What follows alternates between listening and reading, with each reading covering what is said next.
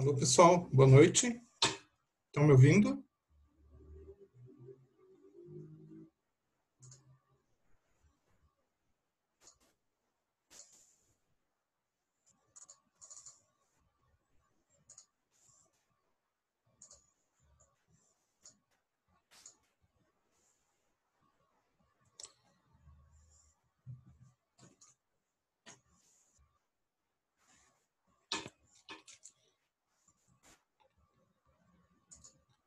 Alô, estão me ouvindo? Sim, professor. Oi, Professor. tudo bem com vocês? Tudo bem. E você? Tudo certo. Eu acabei de conversar com o João, ele me falou que tem algumas pessoas que estão com um pouquinho de receio de, de entrar aqui, porque está no Zoom, né? Uhum. Mas o Zoom já foi resolvido o problema dele. Mas mesmo assim, caso muita gente não entre, depois eu vou ficar disponível para a gente conversar, tá bom? Então tá bom. Então, vamos fazer o seguinte, eu vou dar uma relembrada no que a gente viu aula passada, porque é a continuação do que a gente começou semana passada, tá? Vocês estão me vendo? Sim, no cantinho. Tá. Eu não estou conseguindo ver a minha tela aqui. Se de repente cortar alguma coisa, ela ficar em cima de alguma coisa, vocês me avisam para eu tentar achar e mudar, tá? Beleza. Tá bom. Tá bom? Bom, então vamos relembrar um pouquinho o que a gente viu aula passada. A gente começou com a cinética, né? Qualquer coisa que precisar, vocês me interrompam a qualquer momento, tá? Não precisa ficar esperando para perguntar depois, tá bom? Beleza. Tá. Então vamos lá. Vamos ver se isso. Lembram que a gente viu a aula passada, a questão da resposta terapêutica, que a resposta terapêutica não é nada mais, nada menos do que o medicamento faz no organismo, né? A ação que ele tem dentro do organismo. E que ela é dividida em 3 fases, a fase farmacêutica, a fase farmacocinética e a fase farmacodinâmica. E a gente chegou a ver a aula passada, então, a fase farmacêutica, falando um pouco da liberação e da dissolução, lembrando, então, dos medicamentos que, quando nós utilizamos o medicamento via oral, ele precisa ser liberado, né? Então ele precisa se desagregar daquela forma farmacêutica para poder liberar o princípio ativo que está dentro, e daí ele tem que se dissolver no líquido do estômago, para daí ele estar pronto para começar o processo de absorção. Até aí vocês lembram? Sim. Sim? Tá bom. Uhum. Aí nós começamos a ver a fase farmacocinética, que é a fase que vai falar da questão, então, do medicamento dentro do organismo, né? Do caminho que ele percorre. Então, desde a absorção dele lá no estômago ou no intestino, daí ele sendo distribuído para todo o organismo, sendo metabolizado ou transformado nas melhores formas para ele fazer efeito e, finalmente, lá no final, ele ser excretado. E nós chegamos a ver, então, a definição, o mecanismo de absorção e os fatores que influenciam a absorção a gente ia começar a ver hoje, nesse momento, certo? Então, eu vou lá para frente.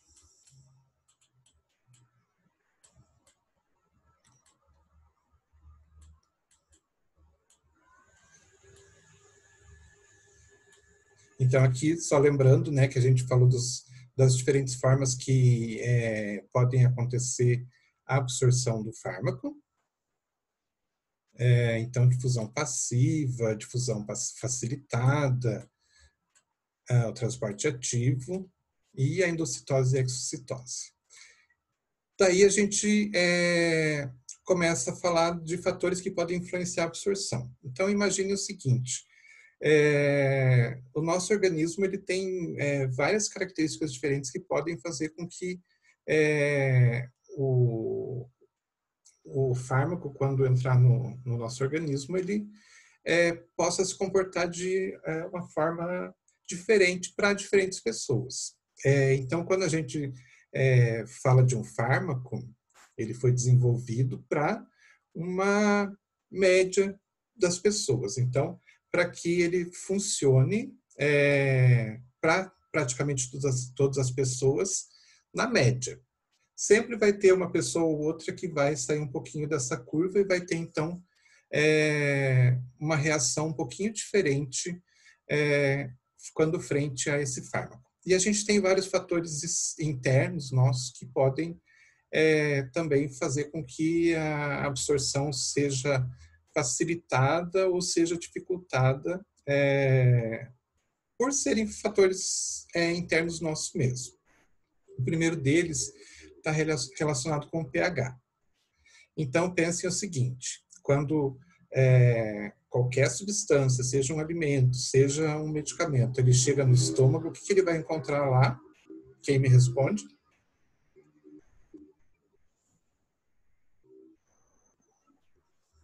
Ninguém me responde? Qual foi a pergunta, professor? Quando um alimento ou um medicamento, ele entra no nosso organismo e chega lá no estômago, o que ele vai encontrar lá no estômago? O ácido? O O ácido. ácido, isso. O ácido. Então, o ácido está lá já para fazer a digestão dos alimentos e tudo mais. Então, é um fator que pode influenciar na absorção dos fármacos. Como? Então, a gente tem que primeiro ver alguns pontos. Vocês lembram bem de química? Digam que sim. Sim. Sim. Não. Sim. Mais ou menos.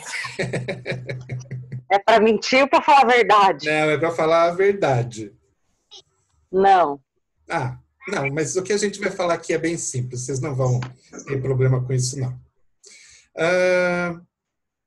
Lembram que quando a gente fala de substâncias ácidas fracas ou substâncias básicas ou alcalinas fracas, quando a gente coloca essas substâncias numa solução, coloca na água ou alguma outra solução em algum líquido, elas se separam, elas se dissociam? Uhum. Sim? Sim. Alguém não lembra? Sim. Sim? Tá bom. Então, Sim. o que acontece? Quando a gente tem um medicamento que ele é ácido, e geralmente ou eles são ácidos fracos ou bases fracas, e eles entram em contato com o estômago, com o líquido do estômago, que é um ácido, o que vai acontecer? Naturalmente, eles vão começar a se dissociar. Então, eles vão se transformar. Como eu coloquei o exemplo ali, né? Um ácido HA, quando ele entra em contato com um ácido do estômago, então, ele vai se dissociar em H+, e o A-. O A que pode ser qualquer substância que dê o caráter ácido. E quando a substância é básica ou alcalina, quando ela entra em contato com o líquido, também ela vai se dissociar, liberando então um próton, que é o B+, aqui no caso, e formando o ânion, que é o H-. Tranquilo até aqui? Sim, senhor. Sim. Sim? Tá. Vamos passar para outra página aqui. Vamos tentar passar. Então, aqui a gente tem um desenho do estômago. Então, o que a gente está vendo ali no estômago? Ácido clorídrico. E daí foi colocado um ácido fraco e uma base fraca ali para representar o que acontece. Então, o ácido clorídrico, quando ele está nessa solução dentro do estômago, ele também se dissocia em H+ e Cl-. E eles ficam em um equilíbrio. Então, você vai ter o ácido clorídrico na forma de HCl, e que é a forma que a gente chama de não ionizada, e vai ter ele também de uma forma equilibrada na forma ionizada, que é o H+ separado do Cl-. Tranquilo até aqui? Sim. Sim? Sim. Então, vai estar sempre no equilíbrio. Às vezes forma um pouquinho mais de ionizado, daqui a pouco ele volta à forma não ionizada e assim fica. Ele fica sempre mantendo esse equilíbrio. naturalmente. Aí se entra uma substância ácida, esse ácido fraco que é o medicamento. Então, nós temos aqui o medicamento. Quando ele entra e se encontra com o líquido do estômago, ele vai também fazer a mesma coisa. Uma parte dele vai se dissociar em A- e H+, e uma parte vai ficar na forma não ionizada, o AH. Tá certo? Sim, Tranquilo até aqui? sim. Tá. Aí o que acontece? Aí é que vem a grande questão. Como nesse caso aqui, o ácido clorídrico, ele libera o H+, e o meu ácido libera um H+, também, o que vai acontecer? O que vocês acham que vai acontecer?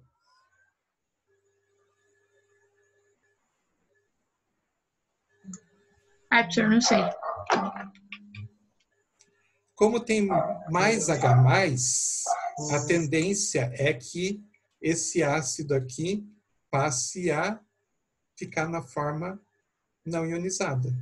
Tá certo? Aumentou aqui, então, vocês estão vendo a setinha? Sim. Sim, professor. Sim, aham.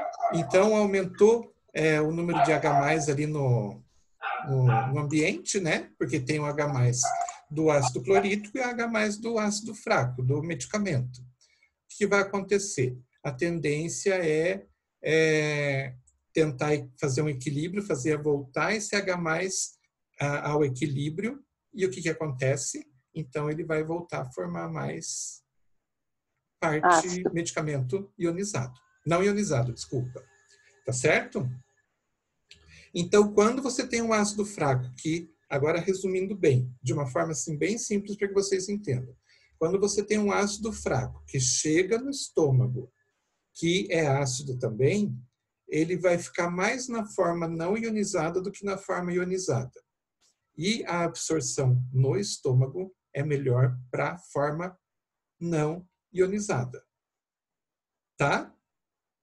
Então, a tendência aqui, nesse caso, qual é? Ele ficar na forma não ionizada na maior parte e ele vai ser, então, facilmente absorvido. E quando é ácido forte, professor? Não tem medicamento que seja ácido forte. Tá bom, obrigada. Tá? Ou eles são ácidos fracos ou são bases fracas. Aí, quando é ácido forte, daí já vem alguma outra coisa mais relacionada a medicamento, alimento, alguma coisa assim. E daí, realmente, eu não sei explicar como que é esse equilíbrio. Eu sei do medicamento porque eles são sempre ácidos fracos e bases fracas. Tá certo? Ah, não, tudo bem. Tá certo. Beleza, obrigada. Okay. Tá bom, professor. Então, no estômago, pelo fato de eu ter ácido, a maior parte do meu medicamento vai continuar na forma não ionizada e ele vai ser bem absorvido.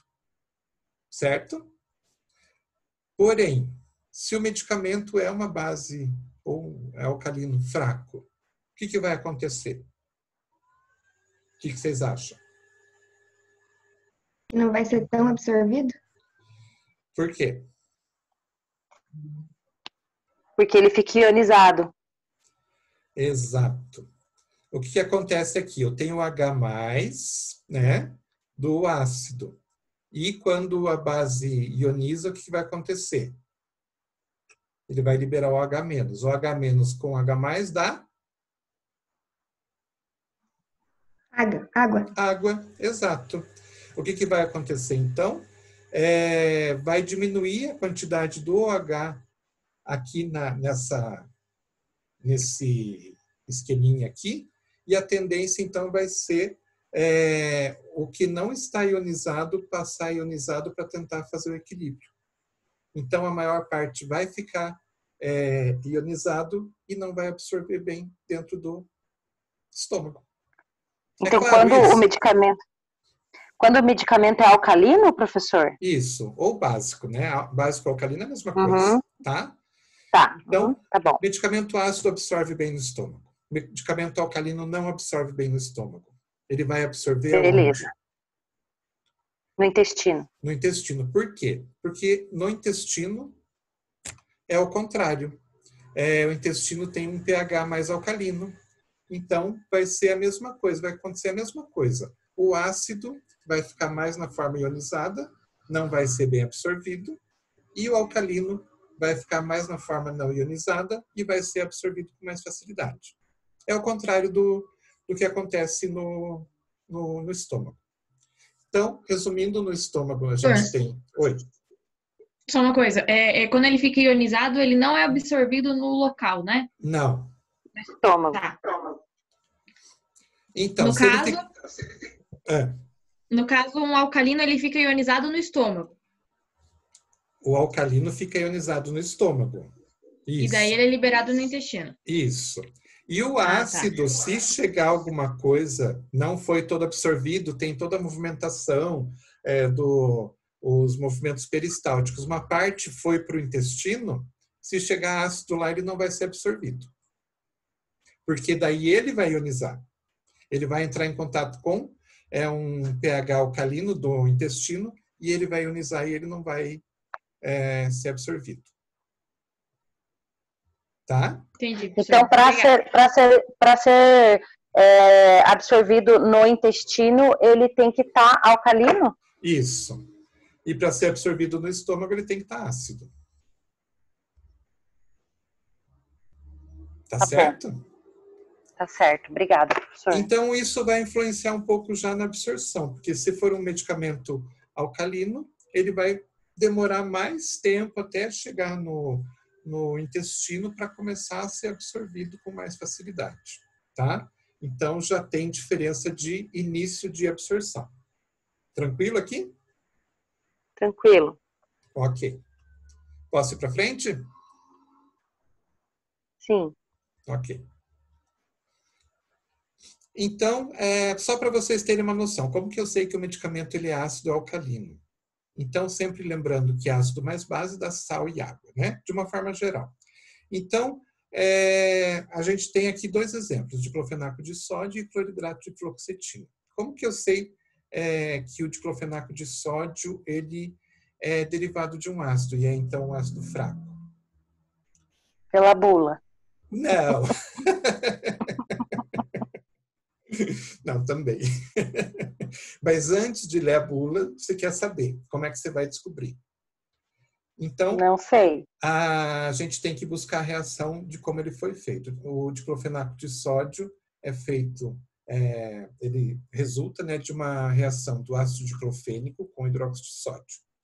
E o cloridrato de fluoxetina, ele resulta da reação entre fluoxetina base, que é só a fluoxetina, mais o ácido clorídrico, tá? Mas se eu olhar só o diclofenaco de sódio, eu não sei de onde que veio como que foi a reação para produzir o diclofenaco. Tem algum esqueminha que me diga se ele é um ácido, é derivado de um ácido ou é derivado de uma base? Tem. Quando vocês verificarem aqui, tudo que for ligado a um metal, sódio, potássio, todos os metais que a gente tem, ele vai ser sempre derivado de um ácido. E vai ser, então, um ácido fraco. E, ao contrário, quando for um não metal, né, como do cloro aqui, do ácido clorídrico, ele vai ser uma base fraca. Tá certo? Todo mundo lembra quais são os metais, os não metais? Não. Se olhar a tabela periódica, eu lembro. Então, sabendo onde que tem uma tabela, é só ir lá e buscar, né? Então, é tranquilo. Mais fácil do que buscar a reação de formação do sal, né? Bom, vamos em frente. Outro fator que pode influenciar a absorção do medicamento é a irrigação que tem no local, o fluxo de sangue que tem no local. Então, se a gente for fazer um comparativo entre o estômago e o intestino, a gente vai ver que o intestino ele absorve com muito mais rapidez, por dois motivos. Um deles é a irrigação bastante grande. Então, vejam aqui que tem poucas camadas de célula e logo abaixo tem uma irrigação bastante grande. Então, o que acontece? O medicamento passa, atravessa aqui, já cai na circulação e já começa a ser distribuído. No estômago, a gente tem uma irrigação mais pobre. Então, o que acontece? Ele é absorvido, mas com uma, digamos assim, uma rapidez menor, porque o estômago não tem uma irrigação tão grande quanto o intestino. Tá? Então, o fluxo, né, a quantidade de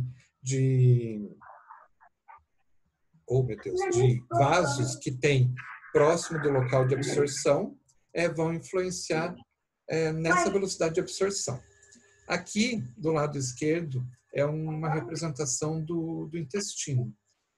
Além de tudo, o intestino tem uma característica que ajuda mais a absorção do que o estômago, que ele é cheio dessas microvilosidades, essas entradinhas não, mas essas, como se fossem dedinhos para fora da parede do intestino. Vocês conseguem ver direitinho ali? A imagem ali vermelhinha, né? Isso. Uhum. Então, o que acontece? Entra a substância ali, a superfície de contato, né, a superfície que tem para fazer a absorção é muito maior do que no estômago, que ele tem bem menos esses dedinhos do que o intestino. Então, cada um desses dedinhos que sai para fora é uma superfície maior que vai ajudar mais na absorção do medicamento, tá? Então, a questão do fluxo de sangue, a quantidade de sangue também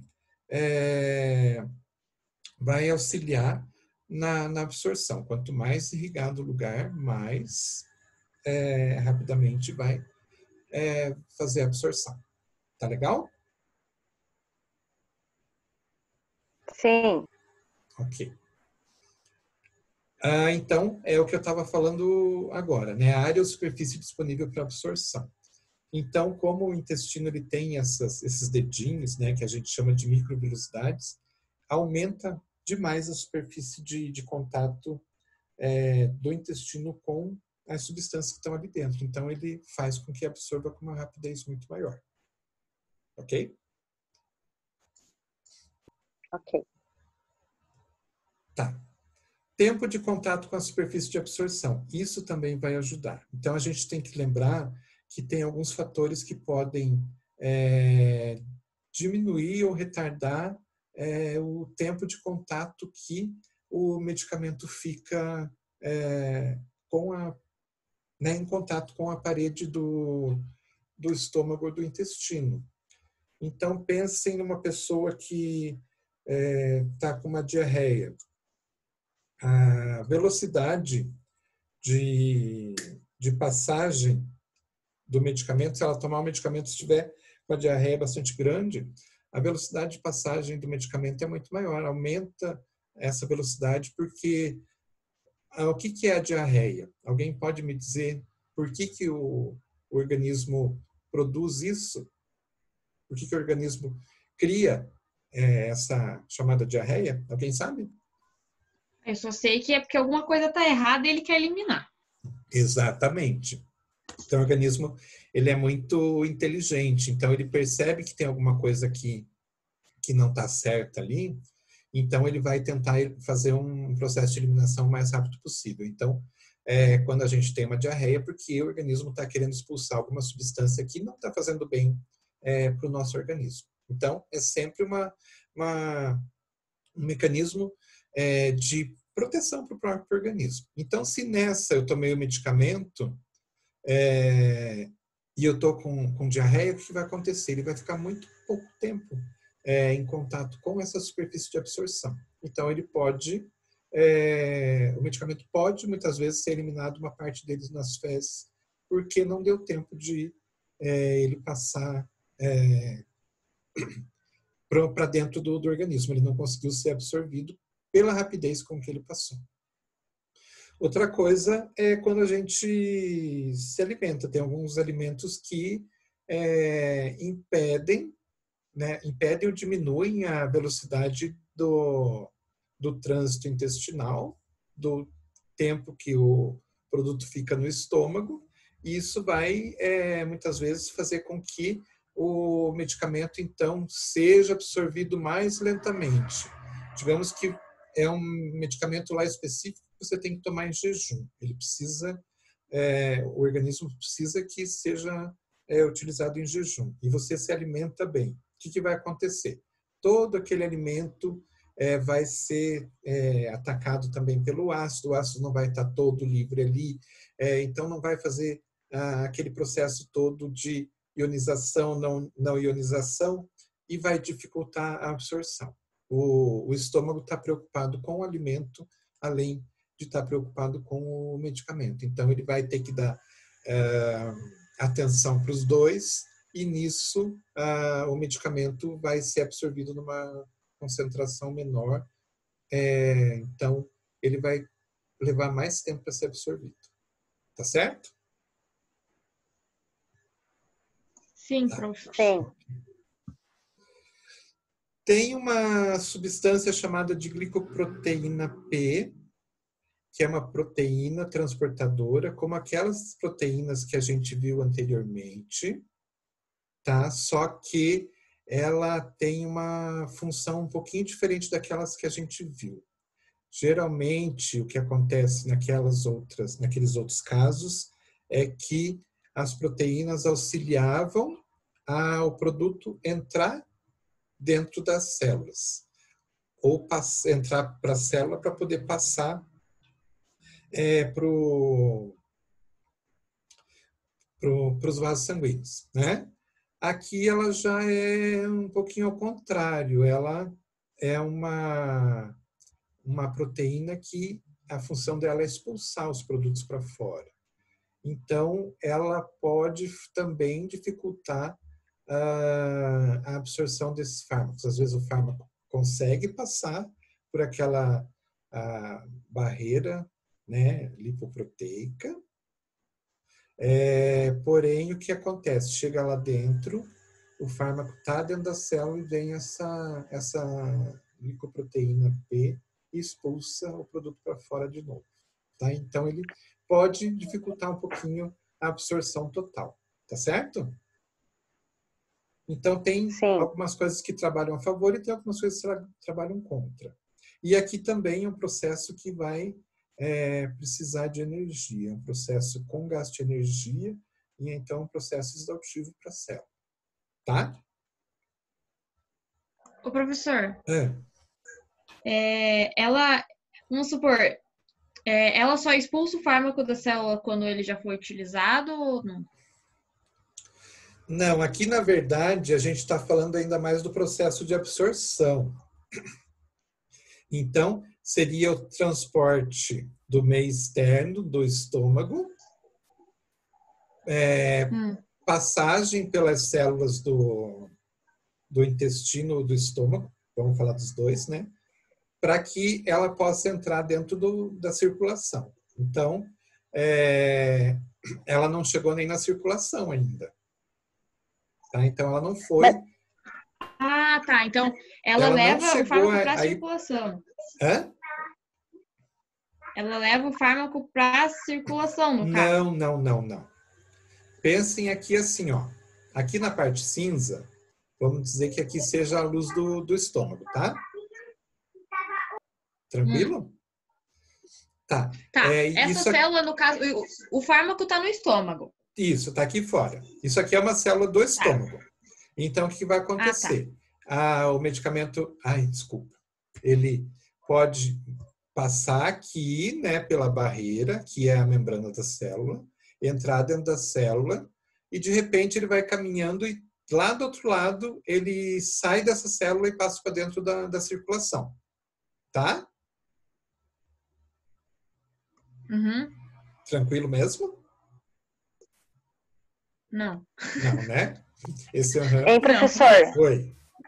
Deixa eu te fazer uma pergunta. Tá. No caso, então, essa glicoproteína P, ela é responsável por expulsar o fármaco da célula. Mas ele faz isso porque ele entende que o fármaco é algo nocivo para o organismo? por que que ela expulsa, ao invés de favorecer a absorção do fármaco, ela expulsa o fármaco? Ela não deixa a célula absorver o fármaco. Então, é uma forma como é que eu posso dizer? De proteção. Uhum. Então, ela vê aquilo como uma substância não reconhecida, né? Uma substância que não faz parte da natureza dessa célula, e ela vai lá e vai tentar expulsar. Então, a glicoproteína P, ela, na verdade, atrapalha a absorção do fármaco. Atrapalha. Isso. Uhum. Mas, mesmo assim, a célula consegue absorver ainda parte do fármaco. Consegue, sim. Certo. Pense o seguinte, Tá bom, tem lá 1 milhão de células, tá? De células de medicamento lá, como é que eu posso dizer? De cristalzinhos do medicamento, tá? Lá da parte de fora. Uma boa parte vai passando pela membrana ali, ou por aqueles canais, tudo mais. Um ou outro é captado, tá? Vocês já viram na TV quando nasce as tartaruguinhas, que elas vão correndo para o mar? Sim. Todo mundo já deve ter visto um vídeo que mostra isso, né? O que acontece? Uhum. Elas saem da casca do ovo e elas saem da areia e elas vão indo para o mar. Algumas não chegam lá, mas a maioria chega, né? E aqui a gente tem um exemplo disso. Professora, eu tenho outra pergunta.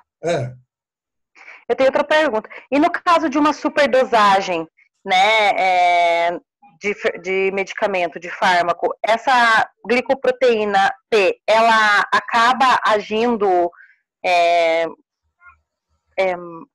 como que eu posso dizer? Ela acaba expulsando mais do que o normal daí? Se for uma passagem muito grande, porque tem vários outros fatores que vão impedir, né, a passagem excessiva, mas vai ter um aumento. Ela vai fazer o trabalho dela. Ela vai, enquanto tiver substância ali que ela consiga reconhecer e tiver próximo que ela conseguir captar aquilo para expulsar, ela vai expulsar. Mas como é uma superdosagem, geralmente não é suficiente. Entendi. Tá bom, obrigada. Porque é tipo assim, uma gaivota querendo pegar 1 milhão de tartaruguinhas. Ela vai pegar uma ou outra. Entendi. Tá? Entendi. Obrigada, prof. Mais alguém queria perguntar? Não, igual você tá falando lá das tartarugas. Então, no caso, essa glicoproteína P seria as gaivotas? Sim. Tá, entendi. Seria isso. Porque ela tem a função normal de mandar coisas para fora.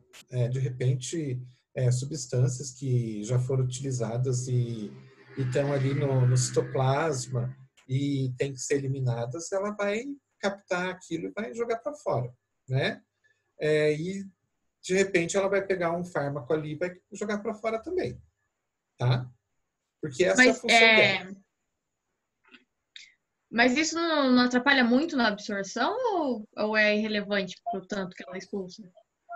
Não, ela não é que não seja irrelevante, mas ela, pela quantidade de fármaco que tem, geralmente o tanto que ela acaba retendo ali não é muito, não é irrelevante, mas é pequena porção. Tá? Entendi, professor. Obrigada. Mas tudo isso vai acontecendo e lá na frente existe uma forma, então, de determinar tudo que faz com que retarde a absorção ou que impeça a absorção de uma certa quantidade. Então, lá na frente, a gente tem um cálculo que a gente consegue fazer para identificar quanto que é retido durante todo esse processo, né? Então, o processo de absorção, passagem para o sangue passa ali no fígado, o fígado vai lá e elimina mais um pouco do fármaco, até chegar no sangue, na circulação geral, uma boa parte do medicamento se perdeu. Então, a gente consegue calcular quanto que foi perdido nesse processo, então quanto a mais você precisa dar do fármaco para que ele tenha uma concentração que seja terapêutica, tá? Então, quando a gente toma um medicamento que tem uma certa concentração, já está calculado tudo isso. É um comprimido, então ele vai passar pelo estômago, vai passar pelo intestino, vai ser absorvido, vai passar pelo fígado, vai chegar uma pequena parte lá na frente. Então, a gente dá uma quantidade maior para que a quantidade que chegue lá na frente seja suficiente para fazer o efeito. Tá? Beleza. Então, tá. Então, falando nessa porcentagem que eu estava comentando com vocês, tá em cima do... Vocês estão conseguindo enxergar tudo aí? Sim. Tá. Sim. Então, um dos outros fatores que a gente tinha que colocar aqui, que a gente viu anteriormente, em relação à absorção, né, é a questão, então, da biodisponibilidade. A biodisponibilidade, então, é essa quantidade de medicamento que, né, consegue ultrapassar todas essas barreiras que a gente tem e que consegue chegar lá na circulação. Então, como eu falei para vocês, uma boa parte fica no caminho e uma parte chega lá na circulação para fazer o efeito. E a biodisponibilidade, então, é o cálculo de quanto que a gente consegue perceber que conseguiu chegar lá na circulação e fazer o seu efeito, então. Professor, então, eu pergunto para você... voltando lá na glicoproteína P, lá igual você falou agora, então, no caso, ela está ajudando a levar o fármaco para a circulação, para dar... Não, e daí... Não, ela está retendo. Ela tá... É como se o fármaco estivesse no estômago, tá? E ele começa a entrar, passar pelas células do estômago para ir para a circulação. Então, ele está fazendo... segura. Ela segura e joga de volta para o estômago. Ah, entendi. Entendeu? Ah, tá. Entendi. Seria mais ou menos isso. Ah, tá. Tá? Beleza. Obrigada. Muito bem. Então, como ela é uma barreira também. É mais uma das barreiras que tem. Então, o pH é uma barreira, a circulação é uma barreira, né? A maior ou menor circulação, toda a parte da extensão oh, meu Deus, a parte lá da absorção, né? A extensão de pele do estômago ou do intestino, né? Isso vai facilitar ou dificultar a absorção, mas sempre vai ser uma barreira, sempre vai ter uma parte que fica e que fica no caminho e não vai entrar na circulação. Não entrou na circulação, não vai fazer efeito, certo? Então, a gente consegue determinar no sangue quanto que foi absorvido, qual que é a concentração do fármaco, então, dentro da circulação, e isso vai dizer para a gente quanto que ele está biodisponível. Então, quanto que ele está disponível para fazer o seu efeito. Daí a gente chama isso de biodisponibilidade. Ficou claro aqui ou não? Sim. Sim. Sim? Então, imaginem que eu sei a concentração que foi dada para ele, né, para o indivíduo que está tomando esse medicamento. Ele vai tomar esse medicamento, uma parte vai ficar em todas essas barreiras e uma parte vai chegar lá na circulação. Então, eu sei quanto que foi administrado e quanto que tem na circulação, então eu consigo dizer qual que foi a porcentagem do medicamento que foi para a circulação. Tá certo? E isso é biodisponibilidade, é quanto do medicamento que foi administrado que está disponível na circulação e que vai fazer o efeito. Professor, o que seria esse, para vias de administração não, esse 4 aí, o que é isso? Conhecer a biodisponibilidade é importante para calcular a dosagem do fármaco para vias de administração não intravenosas? Tá, intravenosa. Eu tava olhando o número romano já. Tá, obrigada. Então, como que a gente pode fazer esse cálculo? Como que é mais fácil fazer esse cálculo?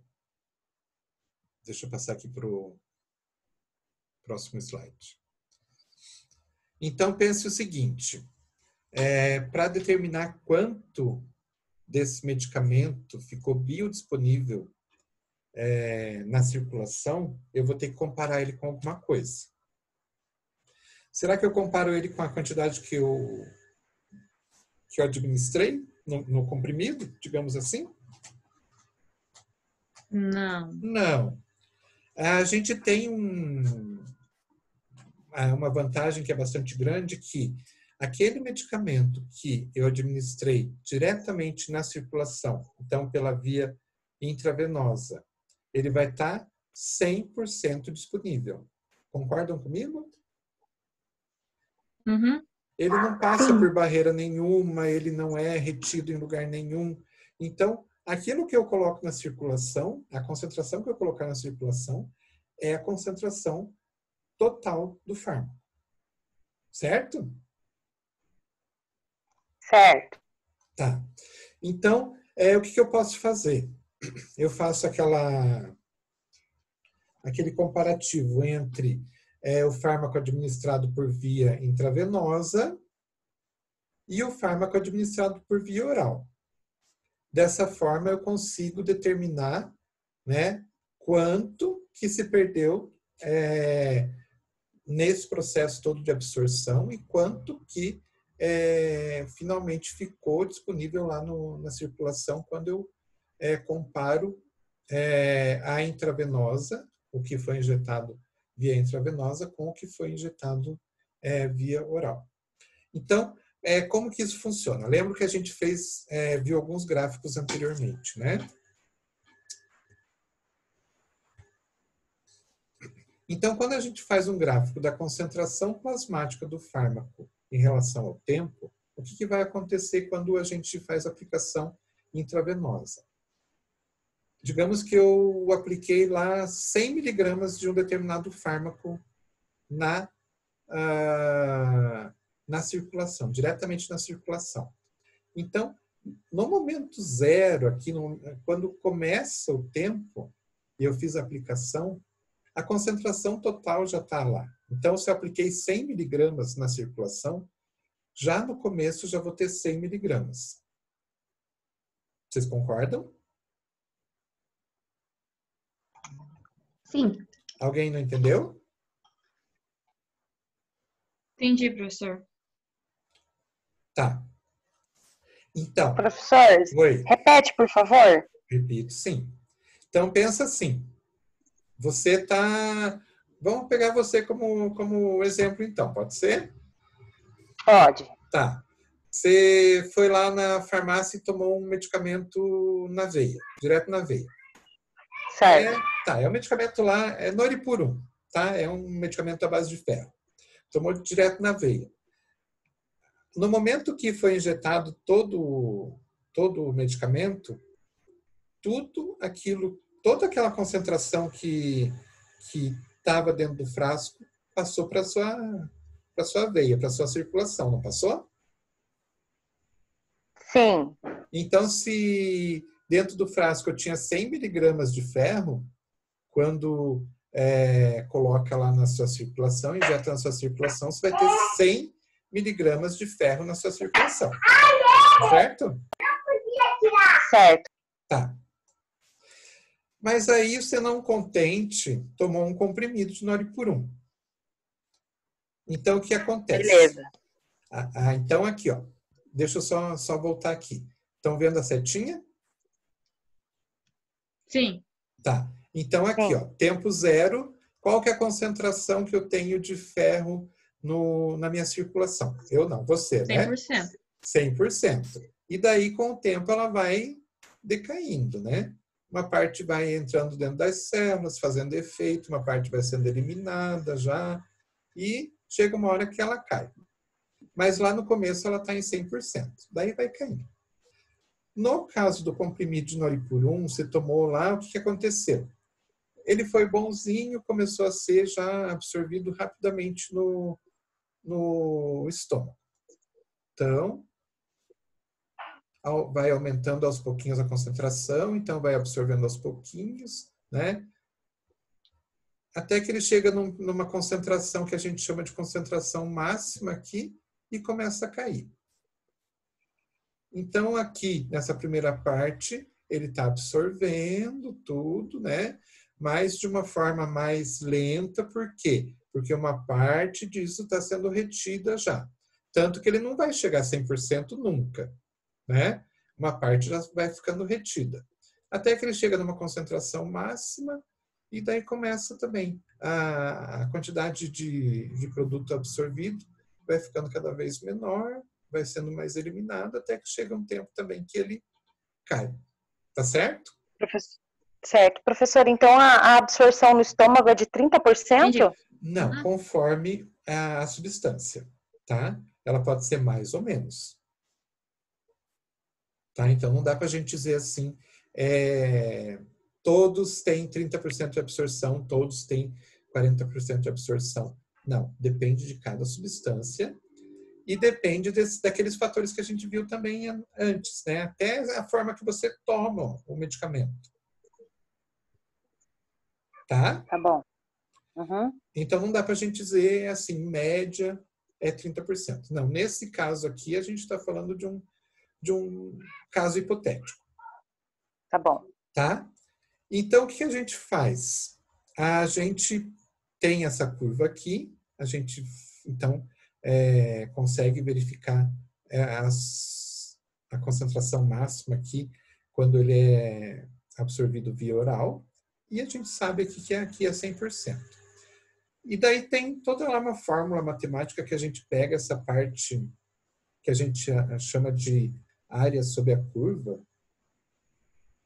A gente consegue determinar o valor disso aqui e consegue determinar o valor disso aqui. E daí a gente joga nessa fórmula aqui, pegando a área sobre a curva. Então, conseguem determinar esse valor aqui. Área sobre a curva oral, dividido pela área sobre a curva injetada, vezes 100, vai dar a porcentagem que a gente tem de biodisponibilidade daquele fármaco. Tá? Então, sempre a gente faz em relação ao injetável. Injetável, direto na circulação, a gente tem como biodisponibilidade sempre 100%. Tá certo? Aqui no caso do comprimido, a biodisponibilidade dele foi bem menor. Ele não então, chegou no 100. Nesse caso, ficaria 100 sobre 30 divididos por 100, vezes 100. Não, seria 30. Desculpa. 30 divididos por 100 vezes 100. Isso. Tá. Então, a gente consegue entender que nesse caso aqui, nessa curva, tal, o medicamento via oral teve uma biodisponibilidade de 30%, enquanto o injetável tem a disponibilidade de 100%. Tá? Sempre o injetável 100%. Tá? Ficou claro isso? Ficou, professor. Para todo mundo? Sim. Sim? Sim. Ok. Fator que influencia essa biodisponibilidade. Então, a gente tem, lembrando, né, que a administração intravenosa é sempre 100%, e a oral vai ter vários fatores que vão dificultar o acesso, né? Então, o acesso do fármaco até a circulação. Então, isso vai influenciar nessa biodisponibilidade. A gente já viu algumas coisas, né? Então, uma coisa que influencia bastante é o que a gente chama de biotransformação de primeira passagem. O que é essa biotransformação de primeira passagem? Deixa eu ver aqui o desenho. Aqui. Então, imaginem aqui o estômago, o intestino, né? o fármaco aqui, ele sendo absorvido ou no estômago ou no intestino. Lembrem-se que sempre ele vai cair nessa circulação aqui. Então, todos os vasos sanguíneos que estão por aqui, eles vão levar sempre para essa veia, chamada de veia porta. E essa veia porta é uma veia que ela é ligada diretamente com o fígado. Certo? Então, sempre que é absorvido aqui, vai primeiro para essa circulação, que não é a circulação geral, é uma veia que ela passa por ali e ela vai cair no fígado. E o fato de ela cair no fígado, ela vai tentar, o fígado vai tentar transformar essas substâncias em substâncias mais facilmente excretáveis. Então, ela vai fazer o que a gente chama de metabolismo de primeira passagem, vai transformar uma boa parte dessa substância em uma substância que vai perder o seu efeito, porque ela vai estar ligada com uma proteína. E essa proteína daí impede que o efeito do medicamento seja feito. Então, o que acontece? O medicamento vem aqui na circulação, passa ali no fígado, o fígado coloca uma proteína ligada com esse medicamento e joga ele na circulação. De volta, né? Daí vai para a circulação sistêmica, vai para todo o organismo. Só que alguns desses aqui passam direto, eles conseguem enganar o fígado não consegue ligar isso com a proteína, e eles vêm direto aqui. Então, uma parte disso fica inativa, mas é uma inatividade que é reversível.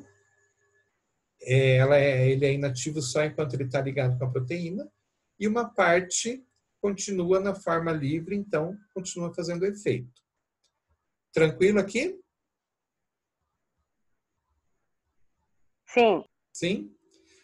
Professor, tá. Então, no caso, a substância ela vai para o fígado e ela é metabolizada? Isso. Daí Exatamente. ela, torção, mas tem uma parte que fica livre, né? Tem uma parte que Continua fica livre. Efeito. Tem uma parte que consegue fugir. Uma parte passa a ser ligada com uma proteína. E a que liga com a proteína, ela não tem mais efeito? Não. A proteína impede que ela tenha efeito. Porém, essa ligação é reversível. Tem algumas coisas lá na frente que fazem com que essa proteína se desligue do medicamento. Tá? Entendi, professor. Obrigada. Bom, vamos voltar lá. Estou indo para frente.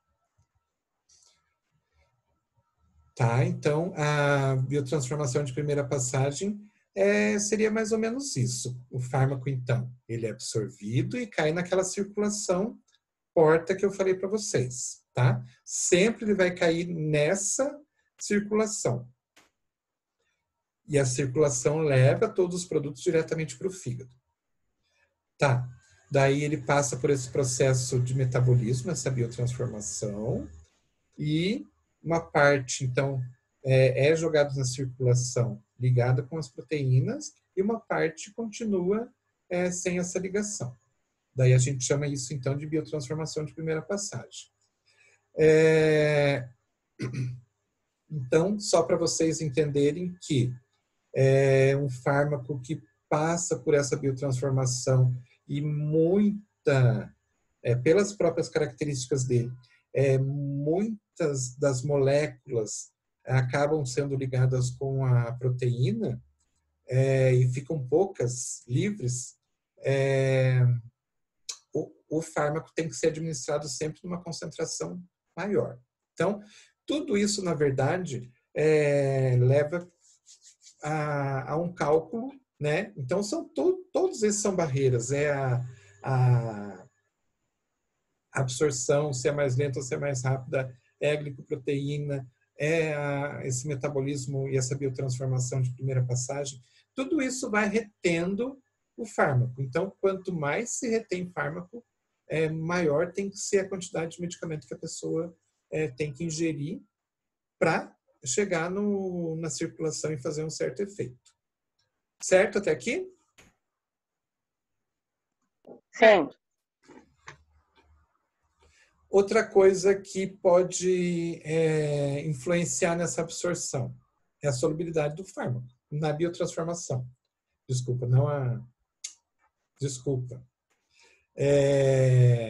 Na biodisponibilidade. É a solubilidade do fármaco.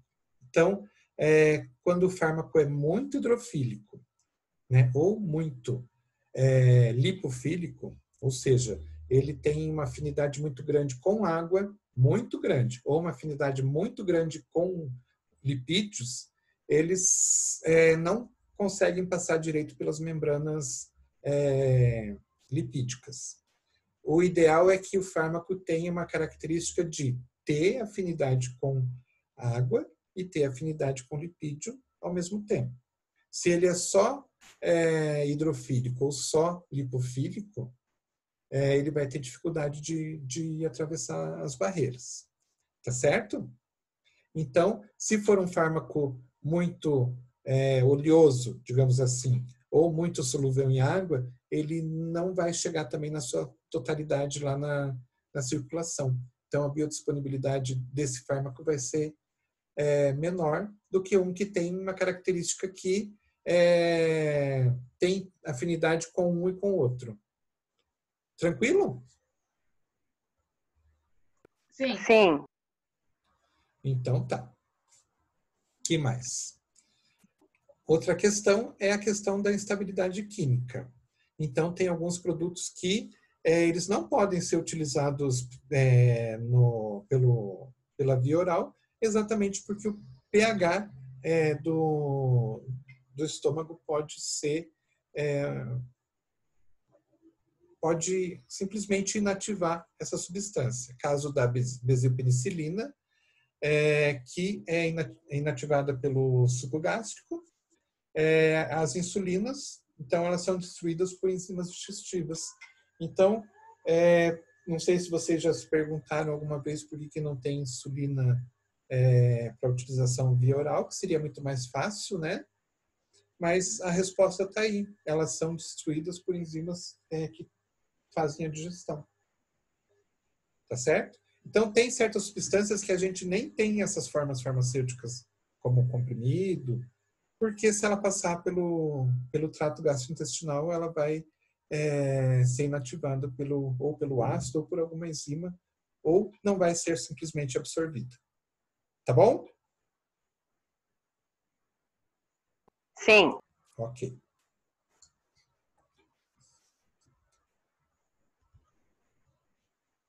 A natureza da formulação do fármaco também pode influenciar, né?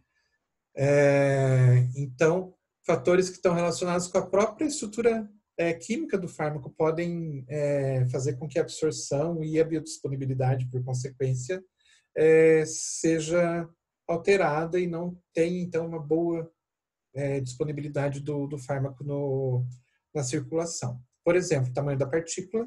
Quanto maior a partícula, mais difícil ela ser absorvida, né? O tipo de sal. Tem alguns sais, então, que eles têm características de ser mais difíceis de serem quebrados do que outros. O polimorfismo cristalino. Isso está ligado, então, com o tamanho da partícula e a estrutura, a forma como essa partícula é representada. Então, imaginem qualquer pozinho, sei lá, um sal de cozinha. Ele é formado por grânulos que são cristalzinhos, na verdade. Os medicamentos também são pequenos cristais. Conforme a forma que o cristal toma, ele pode ser mais difícil de ser absorvido. Então, dependendo da forma que ele toma no ambiente, ele pode dificultar a sua própria absorção. Desculpe. O revestimento entérico, então, é outro fator que pode dificultar. Então, quando o medicamento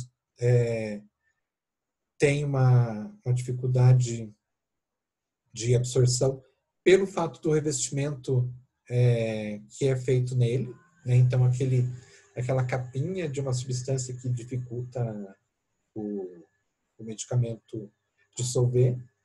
A presença de excipientes também, então tem alguns excipientes que podem dificultar a absorção. Às vezes os excipientes tomam, como é que posso dizer para vocês, eles tomam a frente nesse processo de absorção e eles são absorvidos com uma rapidez maior, impedindo que o próprio fármaco seja absorvido. Então, eles fazem com que o fármaco demore mais para ser absorvido. Então, os recipientes são bastante importantes. Eles estão dentro de um comprimido, dentro de uma cápsula, por vários fatores, para dar forma, para fazer a ligação daquela massa. São vários os fatores que né, se utiliza recipientes. Mas tem que se tomar cuidado com eles para evitar que eles venham a concorrer com o processo de absorção, concorrer com o fármaco mesmo e fazer com que o fármaco não seja absorvido tão rapidamente assim. Então, tudo isso tem que ser levado em consideração. Tem alguns recipientes que, dependendo do próprio recipiente, ele demora mais para ser dissolvido, né, pelo fato de o líquido que está ali não ter uma relação muito boa com ele dentro de um comprimido, por exemplo, e dificultar que aquele comprimido dissolva. Então, tudo isso vai alterar essa velocidade e alterando, por consequência, a biodisponibilidade do produto. Tranquilo?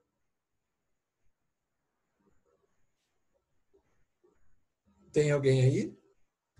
Tranquilo, professor. Tá. Então, tô aqui. Bioequivalência. Vocês já ouviram falar em bioequivalência? Não. Não? Não. Tá. Vocês já ouviram falar em medicamento genérico? Já. Já ouviram falar Sim. em medicamento inovador ou medicamento de referência? Já, porque você falou. Ah, tá. Então, o que é o medicamento de referência? É aquele primeiro medicamento, né, que foi estudado, passou por um monte de testes em laboratório, in vitro, depois testes em animais, depois testes em humanos, até que ele foi liberado, né, para a população poder utilizar. Então, ele é o primeiro medicamento, ele é um medicamento, então, que tem... existe uma legislação que permite, então, que quem desenvolveu aquele medicamento tenha... me fugiu a palavra agora. Seja o único... Patente. Como? Patente. A patente, obrigado. Tenha a patente, né, e seja o único que possa produzir e vender aquele medicamento, até para conseguir o dinheiro, né, conseguir vender, para conseguir dinheiro para pelo menos pagar todos os testes que foram feitos. Depois de um período, que é um prazo de 10 anos, essa patente pode ser quebrada e outras indústrias podem fazer o medicamento.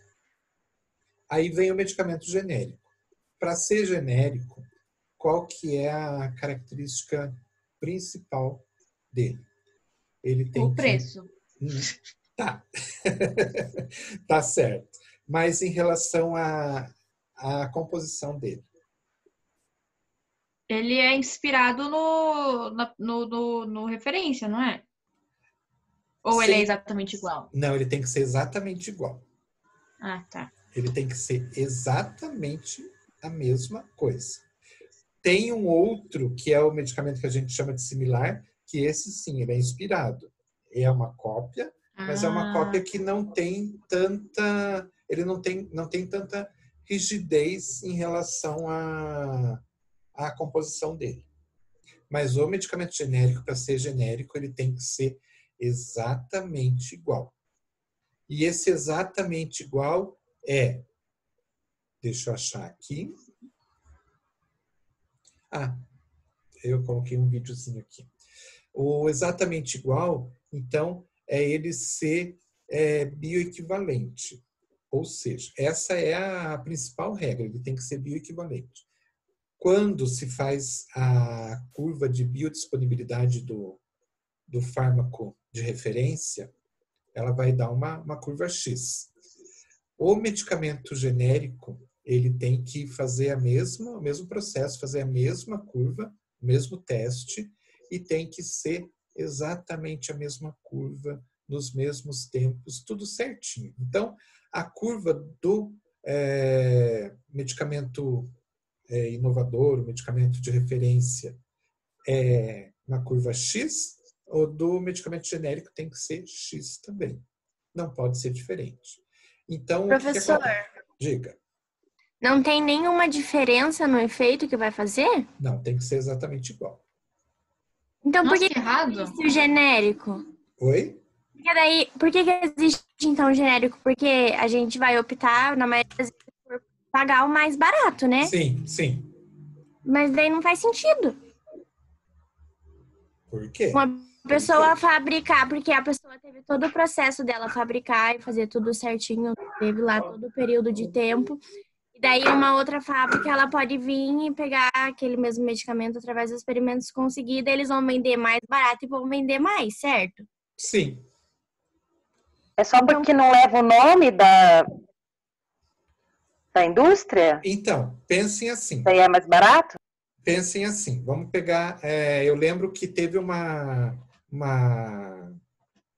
caso bastante interessante em relação a toda essa questão. Acho que fica mais fácil para vocês entenderem. O Viagra, quando foi lançado, tinha lá a fábrica que lançou ele, né? Então, fez todo o processo de desenvolvimento, gastou um monte. Então, quando eles lançaram o medicamento no mercado, eles lançaram lá um comprimido R$100, vamos dizer assim, colocar um valor hipotético aqui. Por quê? Porque eles precisavam recuperar tudo que eles gastaram e, além do mais, eles faziam uma grande propaganda, não na televisão, não nos jornais mais com médicos e farmacêuticos, para que o medicamento fosse conhecido, né? Então, eles colocaram um preço muito alto. Era um preço, digamos que fosse R$100 um comprimido. Daí passou-se os 10 anos e foi quebrada a patente e os primeiros medicamentos genéricos apareceram. Claro, a fábrica que fez o genérico não precisava pagar todos aqueles anos de pesquisa, né? Não pagava propaganda e publicidade, então podia fazer um preço mais barato, certo? Sim. Então, o que aconteceu? Começaram a vender os genéricos do Viagra a um preço tipo R$10. Enquanto o de referência estava 100, o genérico R$10. Claro que começou a vender mais. Aí, nisso, a empresa detentora do genérico já tinha, né, tido todo o seu lucro, já tinha pago tudo aquilo que ela tinha gasto, já tinha pago toda a propaganda, publicidade, tudo, já tinha tido um lucro fantástico. Ela se viu obrigada a baixar o preço, porque senão ela iria ficar a vida inteira explorando as pessoas, porque continuar cobrando R$100 era exploração, já não era mais necessidade de cobrir custos. Então, na verdade, o genérico foi lançado exatamente para baratear os custos e aumentar o acesso das pessoas ao medicamento. Porque enquanto tem um medicamento só para determinada patologia, o que acontece? O preço é enorme, né? As fábricas se aproveitam do fato de elas deterem o medicamento e mais ninguém poder fazer, e elas cobram um preço absurdo. E se não tem essa segunda opção, que é o genérico, o medicamento continua no preço lá em cima. Então, o genérico surgiu no mundo, na verdade, para facilitar o acesso das pessoas ao medicamento. E todo mundo está ganhando. Mesmo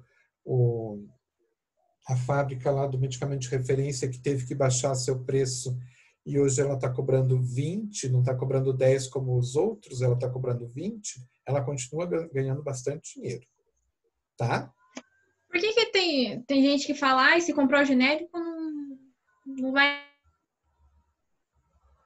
Não vai funcionar? Diferença. Tem gente que fala assim, é melhor comprar o original, o de referência, porque o genérico, ele não dá certo. Tem gente que fala isso. Por quê?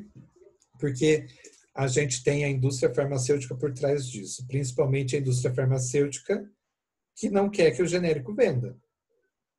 Então, no caso do Viagra, por exemplo, a indústria que fabricou lá o primeiro produto, ela se obrigou a baixar o preço para conseguir concorrer com os outros, porém, ela continua não querendo que os outros. Ela foi obrigada a abrir a patente, né? Porque senão ela não abriria. Ela foi obrigada. Então, o que ela faz?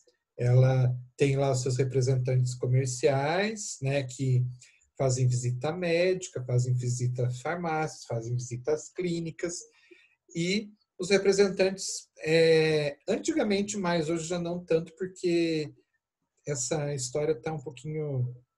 Já não estão mais acreditando, mas principalmente no começo, essas indústrias, então, elas começaram a tentar desacreditar o genérico para que não perdessem as vendas dos seus produtos, né?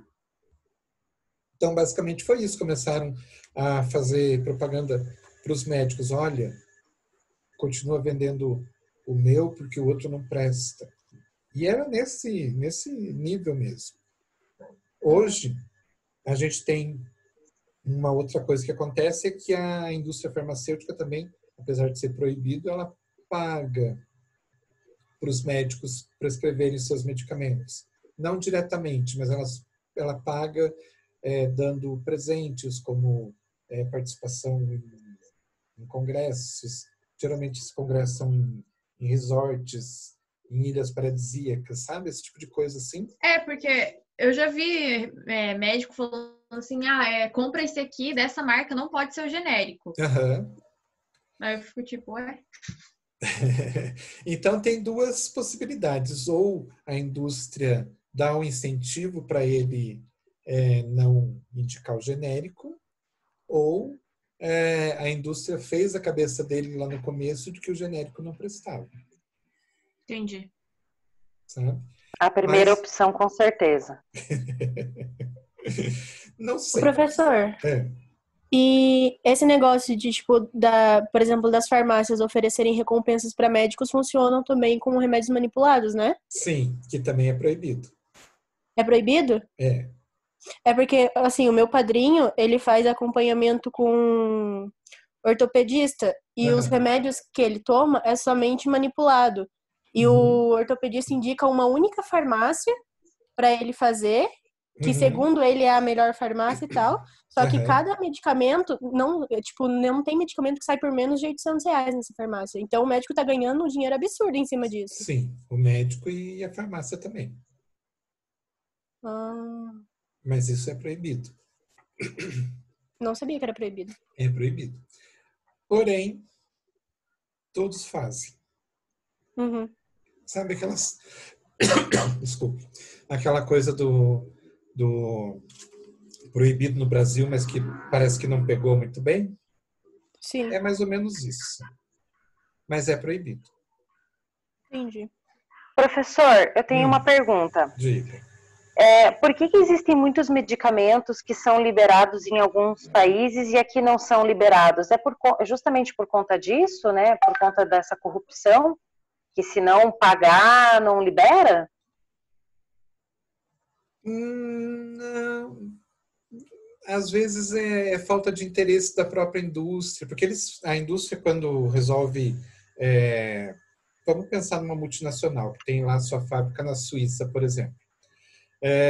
E lá na Suíça eles têm um determinado medicamento que, né, para a população suíça é um medicamento eficiente. Mas de repente eles fazem uma pesquisa aqui no Brasil, eles têm uma fábrica aqui no Brasil e fazem uma pesquisa antes de resolver colocar o produto no mercado. Então, de repente fazem uma pesquisa e avaliam que não vale a pena, financeiramente, porque eles só pensam no financeiro, né? Então, financeiramente, não vale a pena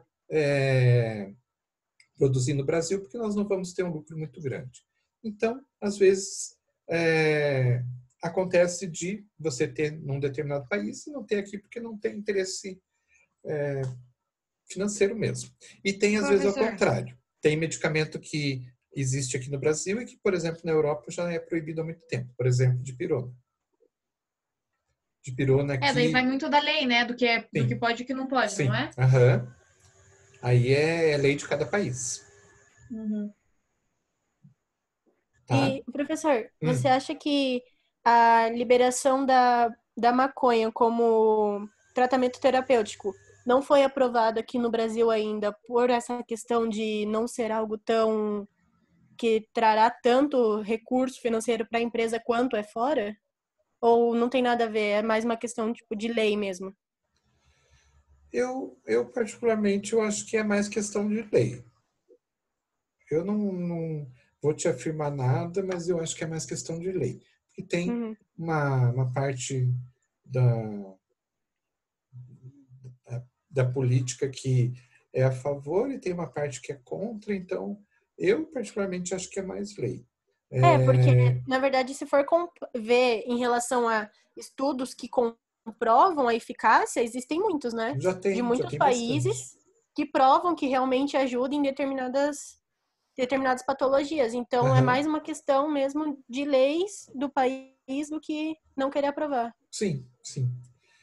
Tem muito disso, tem muito da má vontade, tem que ver quem que está na Anvisa, quem que está comandando, porque assim, a Anvisa é um órgão regulador, né? Tudo tem que passar por eles, e infelizmente ela não é um órgão livre, digamos assim, para escolher, para decidir. É sempre loteada por um partido político, por uma parte da política, e infelizmente tem muita questão política no meio. Então, alguns produtos têm isso também. Não é nem a questão de não ter interesse da indústria, é a questão de não ter interesse de algum ramo político. Tá? Entendi. Bem, vamos encerrar aqui então. Na verdade, assim, só tem mais um... Então, entenderam essa questão da bioequivalência? Sim. Então, biodisponibilidade é quanto que fica disponível na circulação para fazer efeito. Bioequivalência, quando vocês encontrarem essa informação, a bioequivalência, então, não é nada mais, nada menos do que a igualdade, assim, vamos dizer, entre duas substâncias. Elas têm que ser exatamente iguais, então, na questão da concentração, né, do fármaco no plasma, então, elas têm que ser exatamente iguais. É o caso do genérico, ele tem que ser bioequivalente com o medicamento de referência. E tem o medicamento chamado de equivalente terapêutico, que é o caso dos outros medicamentos que a gente chama de similares, que não são genéricos. Eles não têm a obrigação de serem bioequivalentes. Eles têm algumas características iguais, mesma dosagem, mesma substância ativa, mas às vezes, como eu falei para vocês dos recipientes, um recipiente diferente que é colocado nesse medicamento similar pode fazer com que a disponibilidade fique diferente. Entrega para a Fazenda Rio Grande, você pode ir quando? Ok? Amiga, teu microfone. 2. 10 reais. Ok. Então, só para terminar, eu tenho um videozinho aqui rápido para vocês verem. Ele está em espanhol. Todo mundo entende mais ou menos espanhol? Nossa, super! Mais ou menos. Qualquer coisa, é rapidinho. Daí, qualquer coisa, eu já explico para vocês depois, tá? Tá. Então, vamos lá.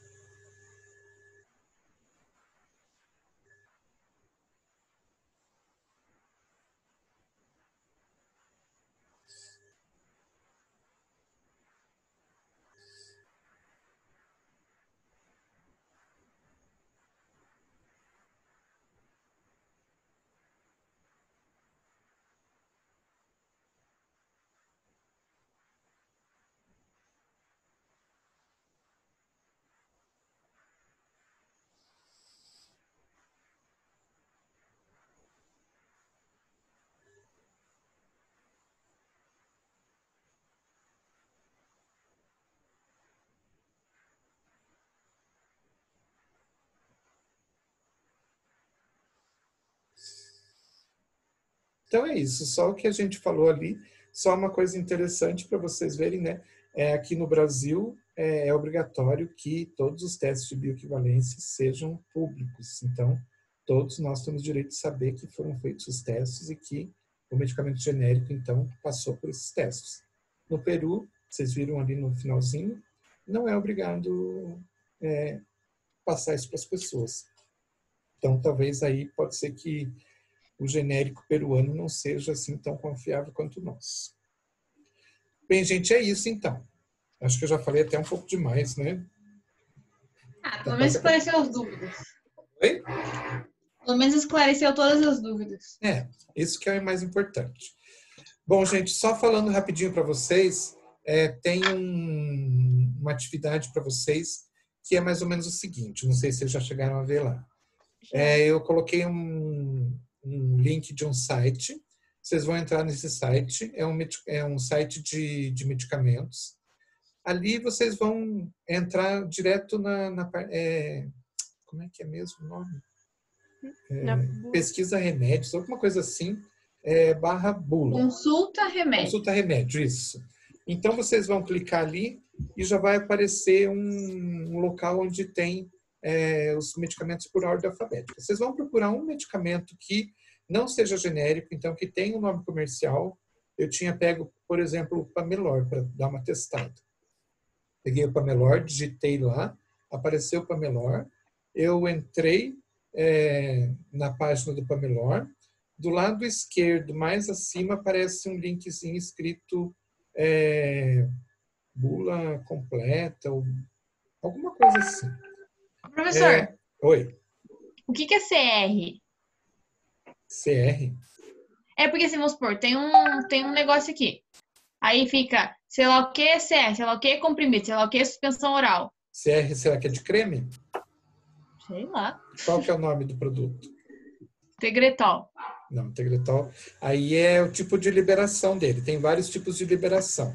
Revestimento, daí tem liberação prolongada, liberação lenta. Tem várias formas de liberação diferente dos produtos. Então, você eu posso apertar em qualquer um? Pode. Veja aí o que aparece. Eu apertei no comprimido. Aí tem... daí eu aperto na bula profissional. Profissional, isso. E daí ele vai abrir a bula e lá vocês vão procurar a farmacocinética do medicamento, vão dar uma lida ali e vão escrever rapidinho o que vocês entenderam de como que é o funcionamento, a farmacocinética desse medicamento. Tá? Tá. Beleza. Beleza, então? Beleza. Então, vamos terminando por aqui, que...